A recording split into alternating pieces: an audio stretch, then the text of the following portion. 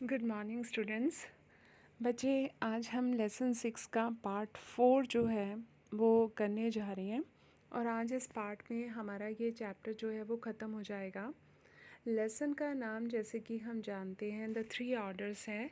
3 orders में अभी तक हम जो है इसमें फ़र्स्ट ऑर्डर में हम क्लर्जी, सेकंड ऑर्डर में हम जो है नोबल्स और थर्ड में कॉमन पीपल के बारे में अभी तक हम पढ़ चुके हैं। आज हम जो है वो फोर्थ वर्ग के बारे में पढ़ेंगे। अब आपके मन में यह सवाल आएगा कि चैप्टर तो 3 ऑर्डर्स के बारे में है, हम पढ़ चुके हैं, तो ये चौथा वर्ग कहाँ से आ गया। तो बेटा, ये चौथा वर्ग वो था जो सिटीज़ में रहते थे, नगरों में रहने वाले जो लोग थे, उनको हम फोर्थ ऑर्डर के नाम से जानते थे। इस टाइम में ना यूरोप में नए नए सिटीज़ जो थे वो डेवलप हो रहे थे। अब हम यहाँ पर पूछेंगे, यहाँ पर जानेंगे, समझेंगे कि ये जो न्यू सिटीज़ थे वो डेवलप क्यों हो रहे थे। क्योंकि यूरोप में भी पहले विलेजेस जो थे, गांव जो थे वो ज़्यादा थे, सिटीज़ तो बहुत ही कम थे। लेकिन 11th सेंचुरी के आते आते यूरोप में भी न्यू सिटीज़ जो थे वो डेवलप होने लग गए थे। ऐसा इसलिए था क्योंकि कृषि में काफ़ी ज़्यादा डेवलपमेंट हो रही थी। इस वजह से पॉपुलेशन बढ़ रही थी। अब पॉपुलेशन जो है वो कैसे वृद्धि होगी। देखो बेटा, जब कृषि डेवलप होती है तो लोगों को खाने के लिए भोजन मिलता है ना। जब अच्छी क्वालिटी का न्यूट्रिशियस उनको फूड मिलेगा तो नेचुरली उनकी जो लाइफ एक्सपेक्टेंसी है वो भी बढ़ जाएगी, जीवन जीने की जो प्रत्याशा है वो भी बढ़ जाएगी। तो जिससे कारण जनसंख्या में वृद्धि होगी। इसको हम एक एग्ज़ाम्पल से समझते हैं कि 13th सेंचुरी में एक आम यूरोपीय जो था वो 8th सेंचुरी के कंपैरेटिवली 10 साल जो था वो ज़्यादा जीता था। मान लो 8th सेंचुरी में 60 इयर्स तक एक इंसान जीता है, तो 13th सेंचुरी में नॉर्मली 10 साल यानी ज़्यादा यानी 70 इयर्स जो था वो जी रहा था। क्यों जी रहा था? क्योंकि उसको अच्छा भोजन ये सब मिल रहा था। इसके बाद हम देखते हैं कि 13th सेंचुरी में जो था पुरुष महिलाओं के कंपैरेटिवली पुरुषों को महिलाओं के कंपैरेटिवली वो ज़्यादा जीते थे, क्योंकि उन्हें महिलाओं के कंपैरेटिवली ज़्यादा अच्छा भोजन मिल रहा था। क्योंकि जैसे हमारे देश में डिफरेंस किया जाता था, अंतर किया जाता भी है, अभी भी किया जाता है। तो ऐसे ही वहाँ पर भी यूरोप में भी ऐसे भेदभाव किया जाता था। इसके बाद हम देखते हैं कि रोमन साम्राज्य के बाद 6th सेंचुरी में जब रोमन साम्राज्य ख़त्म हो रहा था तो उस टाइम काफ़ी सिटीज़ जो थे वो भी बर्बाद हो गए थे। लेकिन अब एग्रीकल्चर में प्रोग्रेस के कारण ये फिर से जो थे वो सेटल होने लग गए। और जिन किसानों के पास अपनी ज़रूरत से ज़्यादा अनाज था, उन्हें अब ऐसे स्थान की ज़रूरत महसूस हुई जहाँ पर वो उसको बेच सकें। जैसे कि मार्केट होती है, मंडियाँ होती हैं, है ना। तो इनकी भी डेवलपमेंट हो रही थी। और ये जो नए नगर बस रहे थे, इन नगरों में हर नगर में एक नगर चौक होता था, हर नगर में चर्च होता था, सड़कें होती थी और व्यापारी जो ट्रेडर्स होते थे वो अपने घर बना सकते थे, दुकानें बना सकते थे। इस तरीके से धीरे धीरे जो ये सिटीज़ थे वो डेवलप होते चले गए। और जिन लॉर्ड्स की ज़मीनों पर ये नगर बसे थे, वहाँ पर लोग सेवा के स्थान पर, उनकी सर्विसेज के स्थान पर उनको टैक्स देने लगे। अब एक अच्छा इफ़ेक्ट किसानों के ऊपर पड़ा। क्या हुआ कि नगरों में जो किसान थे और उनकी जो फैमिली थे वो लॉर्ड्स के नियंत्रण से मुक्ति मिल गई। क्यों? क्योंकि पहले जो फार्मर्स होते थे वो विलेजेस में रहते थे और लॉर्ड्स की ज़मीनों पर यानी मैनर्स पर एग्रीकल्चर किया करते थे। और उनके जो घर की यानी जो पीजेंट्स थे, उनके जो घर की महिलाएं थी वो लॉर्ड्स के घरों में जाती थी, हफ्ते में 3-4 दिन जो थी वो अपनी सर्विसेज दिया करती थी, है ना, उनके घरों में काम किया करती थी। तो उनको इसके बदले में कोई भी लेबर नहीं मिलती थी, उनको कोई मज़दूरी नहीं मिलती थी। लेकिन अब किसान क्योंकि विलेजेस छोड़ चुके थे और वो सिटीज़ में रहने लग गए थे, तो नेचुरली उनके जो घर के मेंबर्स थे वो भी लोड्स के चुंगल से फ्री हो गए। इसके बाद स्वतंत्र होने की इच्छा रखने वाले किसान जो थे वो भागकर नगरों में छिप जाते थे, क्योंकि गांव में तो ये लोग जो पीसेंट्स थे वो लोड से काफ़ी ज़्यादा परेशान थे। इसलिए ये लोग क्या करते थे, ये गांव छोड़कर शहरों में आकर रहना शुरू कर देते थे। और उस टाइम एक रूल था कि अगर कोई किसान 1 साल या 1.5 साल लौट से छिपकर रहने में सफल हो जाता है, यानी कि उसको कोई पकड़ नहीं पाता है 1 साल या 1.5 साल तक, तो वो एक स्वतंत्र नागरिक जो है वो बन जाएगा, वो लॉर्ड्स के नियंत्रण से, कंट्रोल से निकल जाएगा। इसलिए सिटीज़ में अधिकतर वही व्यक्ति थे, या तो जो स्वतंत्र बन चुके थे या जो भागकर आए थे, और कार्य की दृष्टि से ये अकुशल थे, अनस्किल्ड थे। मतलब इनको खास काम करना आता नहीं था। सिटीज़ में ना शॉपकीपर्स और ट्रेडर्स की संख्या जो थी वो बहुत ज़्यादा थी, और जो स्पेशल स्किल्ड लोग थे जैसे मनी लैंडर्स थे, वकील थे, वो कम थे, और इनकी ज़रूरत जो थी अब वो शहरों में पड़ने लगी थी। इसके बाद जो बड़े नगर थे उनकी पॉपुलेशन कोई 30,000 होती थी, और इन्हीं नगरों में रहने वाले लोगों को ही फोर्थ ऑर्डर कहा गया था। आर्थिक श्रेणी का आधार श्रेणी यानी गिल्ड्स थे। इनको ग्रुप या मंडली भी कहते थे, यानी कि बिजनेसमैन ने, ट्रेडर्स ने अपने अपने ग्रुप बना लिए थे। जैसे कपड़ा बनाने वालों का अलग गिल्ड हो गया, ऑर्नामेंट्स बनाने वालों का अलग गिल्ड हो गया। तो इस तरीके से बिजनेसमैन के जो थे, ट्रेडर्स के गिल्ड बने हुए थे। और ये गिल्ड ऐसी इंस्टीट्यूशन थी जो कि उत्पाद की क्वालिटी, यानी वो चेक करते थे अपने ग्रुप के सामान को कि वो सामान ठीक है कि नहीं है। उनकी प्राइस पर, सेल पर उनका पूरा कंट्रोल होता था। और 11वीं सेंचुरी आते आते वेस्टर्न एशिया के साथ इन सिटीज़ का बिजनेस जो था वो काफ़ी बढ़ गया था। इसके बाद हमारा जो नेक्स्ट टॉपिक आता है दैट इज़ कैथीड्रल्स। ये कैथीड्रल्स क्या होते थे कि अमीर व्यापारी जो थे वो चर्चेस को काफ़ी ज़्यादा दान दिया करते थे। इसी तरीके से जो अमीर रिच नागरिक होते थे, सिटीजन्स होते थे, वो भी चर्चों को जो थे वो काफ़ी हेल्प किया करते थे। अब ये जो इतना पैसा दे रहे थे तो उन पैसों से बड़े बड़े चर्चों का निर्माण होने लगा, जिन्हें कैथेड्रल्स कहा गया था। वैसे तो चर्च जो थे वो मठों की संपत्ति थे, यानी मठ की प्रॉपर्टी थे। फिर भी बहुत से लोगों के ग्रुप्स ने अपने श्रम, अपनी मतलब लेबर, वस्तुओं तथा धन से उनके कंस्ट्रक्शन में बहुत हेल्प की थी। ये जो कैथीड्रल्स होते थे ये पत्थर के बने होते थे, यानी ये जो चर्चेज़ होते थे ये स्टोन के बने होते थे। जैसे हमारे यहाँ सीमेंट के मंदिर मंदिर बने होते हैं ना, तो ये स्टोन के बने होते थे। और इनके कंस्ट्रक्शन करने में बहुत सारे साल लग जाया करते थे। और इन कैथीड्रल्स के आसपास जो एरिया होता था वहाँ पर लोग रहना शुरू कर देते थे, और इस तरीके से छोटे छोटे नगर जो थे वो बन गए, जिन्हें हम कैथीड्रल्स नगर, कैथीड्रल सिटीज़ कहेंगे।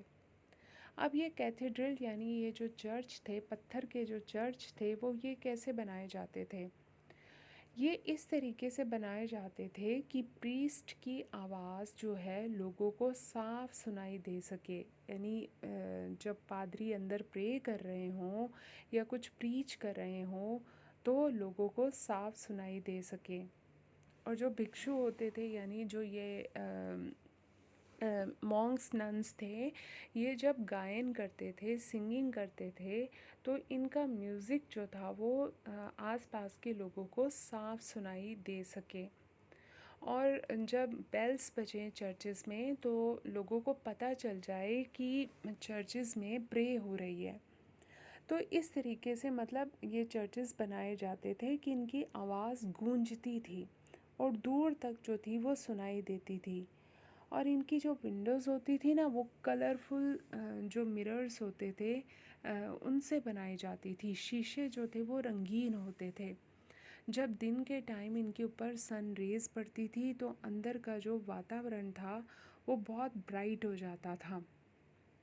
और जब सूरज डूबता था कैंडल्स जलाई जाती थी तो उनकी जो रोशनी थी वो बाहर तक आती थी, यानी वो मिरर के साथ शीशों के साथ टकराती थी और कई मतलब चमकदार रोशनी जो थी वो बाहर आती थी।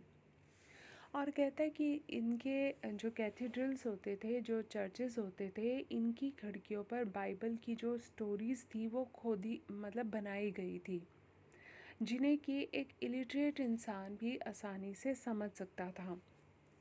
अब हम जो है ये कैथेड्रल्स एक बार देखते हैं। देखो ये कैथेड्रल्स कैसे होते थे। ये मैंने आपके लिए कुछ इमेजेस लिए हैं। ये जो है कैथेड्रल्स हैं। इसके आसपास देखो ये सिटीज़ बने हुए हैं। ये यहाँ पर आपको बिल्कुल क्लियर नज़र आएगा। ये देखो ये चर्च है ना, कितना सुंदर बनाया गया है और ये पत्थर का बना हुआ है। और इसके आसपास देखो ये सिटीज़ जो हैं, ये लोग जो हैं वो यहाँ पर रहना शुरू कर रहे हैं। तो ये कैथेड्रल सिटी बन जाएगा। चर्च को कैथेड्रल कहेंगे और शहर को जो है वो कैथेड्रल सिटी कहेंगे। ये देखो ये अंदर से ये ऐसे बना हुआ है और इसकी देखो दीवारों पर पिक्चर्स बनी हुई हैं बाइबल से रिलेटेड। तो अगर कोई इलिटरेट व्यक्ति है, उसको पढ़ना नहीं आता है, बाइबल को नहीं पढ़ सकता है, तो वो इन चित्रों को, इन पेंटिंग्स को देखकर ही बाइबल को समझ जाएगा कि इसमें क्या लिखा हुआ है। अब इसको हम देखो क्लियरली एक बार फिर से देखते हैं।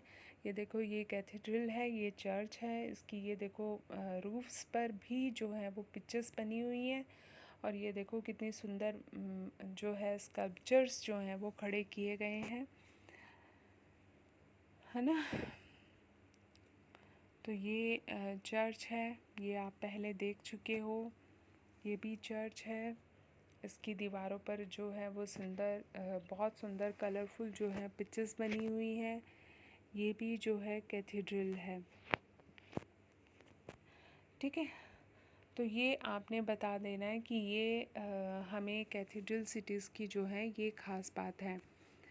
इसके बाद अब हम नेक्स्ट टॉपिक के ऊपर चलते हैं, दैट इज़ नगरों के उत्थान का, यानी ये जो सिटीज़ बनी थी इनका आम लोगों की लाइफ पर क्या असर पड़ा था। हम बताएंगे कि ये जो मेडिवियल यूरोप में जो ये सिटीज़ डेवलप हुई थी उनका लोगों की लाइफ पर बहुत गहरा असर हुआ था। अब लोगों की लाइफ में, सोशल लाइफ में बहुत सारे चेंजेस आए थे और जो पहले सामंत प्रधान समाज होते थे, यानी जिसमें नोबिलिटीज़ होती थी, वो अब कमज़ोर पड़ने लग गए थे।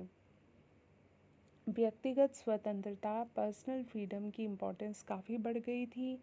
नगरों के विकास के कारण इंडस्ट्रीज़ और उद्योग जो थे वो काफ़ी डेवलप हुए थे। व्यापार बढ़ने के साथ साथ सिक्कों का प्रसार भी हो रहा था, यानी कॉइन्स भी जो थे वो बनाए जा रहे थे। और सिटीज़ के कारण एजुकेशन भी जो थी वो काफ़ी डेवलप हो रही थी।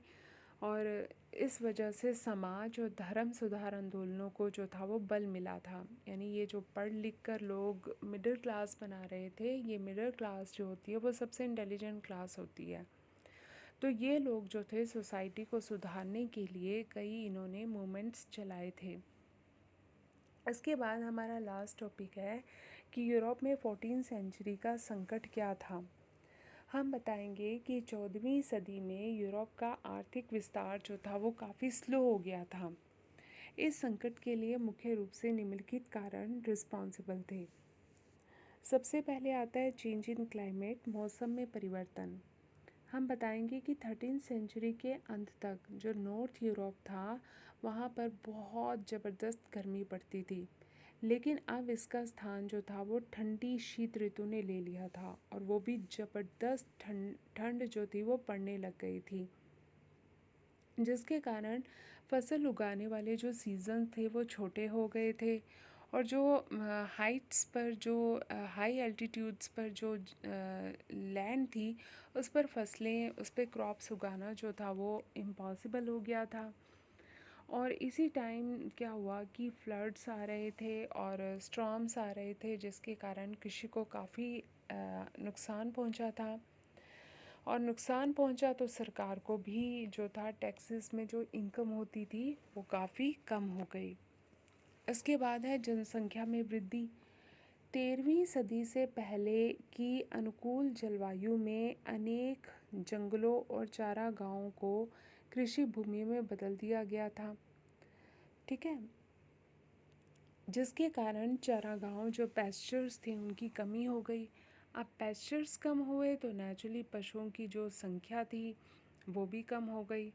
और दूसरी तरफ जनसंख्या इतनी तेज़ी से बढ़ रही थी कि जो उपलब्ध यानी जो रिसोर्सेज थे वो कम होने लग गए, तो जिसके कारण फैमिन पड़ने लग गए। और 1315 से 1317 के बीच में यूरोप में बहुत भयंकर अकाल पड़े थे, जिसके कारण जो था बहुत सारे जानवरों की डेथ हो गई थी। इसके बाद हम देखते हैं कि चांदी के उत्पादन में जो थी वो कमी आने लग गई थी। मतलब ये हम 14th सेंचुरी की बात कर रहे हैं जहाँ सब कुछ अच्छा नहीं हो रहा था। तो ऑस्ट्रिया और सीरिया के चांदी की खानों के उत्पादन में कमी आई। यहाँ पर सीरिया और ऑस्ट्रिया में, ये सरिया नहीं है ये सीरिया है, सॉरी। तो यहाँ ऑस्ट्रिया और सीरिया में ना चांदी के माइंस थी, लेकिन अब यहाँ पर चांदी की माइंस में जो थी वो कम होती जा रही थी, जिसके कारण जो था अब जो करेंसी बनाई जा रही थी वो मिक्सचर बनाई जा रही थी। यानी कि उसमें कई धातुओं को मिलाकर, कई मेटल्स को मिलाकर जो था सस्ती धातुओं से करेंसी जो थी वो बनाई जा रही थी। ठीक है, इसके बाद हम एपिडेमिक्स देखते हैं। महामारियाँ कौन कौन सी फैली कि 11वीं और 12वीं और 13वीं शताब्दी में व्यापार में विस्तार के कारण दूर देशों से व्यापार होने लग गया था। अब ना इस टाइम में बिजनेस जो था वो काफ़ी डेवलप हो रहा था। अब बिजनेस डेवलप हो रहा था तो दूसरे देशों से या अपने ही देश के जो समुद्री जहाज़ थे वो सी हार्बर पर आकर रुकने लग गए। तो इन जहाज़ों में क्या हुआ कि चूहे जो थे वो साथ आ गए। और उस टाइम चूहे जो थे प्लेग जैसी बीमारी उन्होंने फैला दी। उस टाइम ना प्लेग का कोई इलाज नहीं था, तो पहले तो यही नहीं पता चला कि ये बीमारी है कौन सी, और जब पता चला तो इसका कोई इलाज नहीं था। जैसे आजकल हमारे वर्ल्ड में कोरोना बीमारी फैली है, इसका कोई इलाज नहीं है, कोविड-19 का अभी तक। तो ऐसे ही उस टाइम प्लेग थी, उसका भी कोई जो था ट्रीटमेंट नहीं था। तो जिसके कारण 1347 से लेकर 1350 के बीच में पश्चिमी यूरोप जो था इस एपिडेमिक से बुरी तरह से प्रभावित हुआ। और यूरोप की जनसंख्या का लगभग 20% भाग जो था वो इस महामारी का शिकार हो गया। और किसी किसी जगह पर तो मरने वालों की संख्या जो थी वो 40% तक बढ़ गई थी। इसके बाद जो उत्पादन का केंद्र होने के कारण नगरों पर महामारी का सबसे ज़्यादा असर पड़ा था, जिसके कारण बड़ी संख्या में लोग जो थे वो मौत का शिकार होने लग गए। 1350 के पश्चात 1360 और 1370 के बीच में अनेक घटनाएं घटित हुई, और जिसके कारण यूरोप की जो पॉपुलेशन थी वो 730 लाख से घटकर 730 से घटकर 1400 ईस्वी में सिर्फ 450 लाख हो गई। देखो कितना जो है वो इम्पैक्ट पड़ा है। कहाँ 730 था और कहाँ जो था 450 हो गया। इसके बाद हम देखते हैं इसके रिज़ल्ट्स क्या निकले। हम बताएंगे कि इस विनाश लीला के साथ साथ आर्थिक मंदी के डूबने से व्यापार जो था सामाजिक विस्थापन हुआ, यानी लोग जो थे वो एक जगह से दूसरी जगह पर जो थे वो जाने लग गए। अब नेचुरली जनसंख्या में कमी आई थी। मैंने आपको बताया ना पीछे फैमिन पड़े थे, फ्लड्स आए, स्टॉर्म्स आए, एपिडेमिक्स आई, तो काफ़ी लोग मर गए। तो मज़दूर भी संख्या में जो थी वो भारी कमी आई। अब एग्रीकल्चर और प्रोडक्शन में जो था मज़दूरों की संख्या ज़्यादा चाहिए थी। तो ऐसे में क्या हुआ, ये जो मज़दूर थे इन्होंने, जो बचे थे, इन्होंने ज़्यादा मज़दूरी की जो थी वो डिमांड करनी शुरू कर दी और मज़दूरी की दरों में 250% तक जो थी वो इंक्रीज़ हो गया, क्योंकि वो मज़दूर जो बच गए थे वो अब पुरानी दरों पर से दुगनी की मांग करने लग गए थे। वो पुराने रेट पर, पुरानी सैलरी पर काम करने के लिए तैयार नहीं थे। फिर हम बताएंगे कि खरीदारों की संख्या में कमी आने से कृषि उत्पादन के जो प्राइसेस थे वो भी एकदम से जो थे वो गिर गए। इस तरीके से हमारा ये टॉपिक यहाँ पर ख़त्म होता है। ठीक है, अब इसे आप अच्छे से समझेंगे, करेंगे। अगर कोई प्रॉब्लम हो तो बेटा पूछ लेना। Thank you, have a nice day बेटा, गॉड ब्लेस।